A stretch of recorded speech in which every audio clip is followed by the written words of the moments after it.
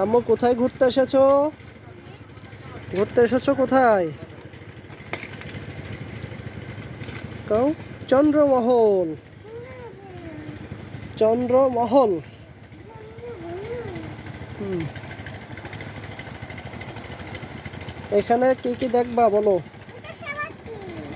ওটা ছি।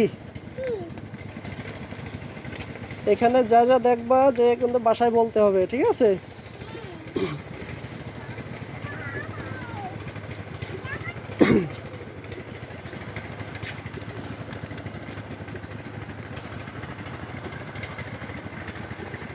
এটা পানির উপরে অবস্থিত,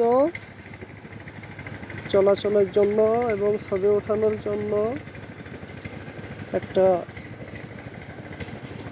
সিঁড়ি করে দিয়েছে আর কি।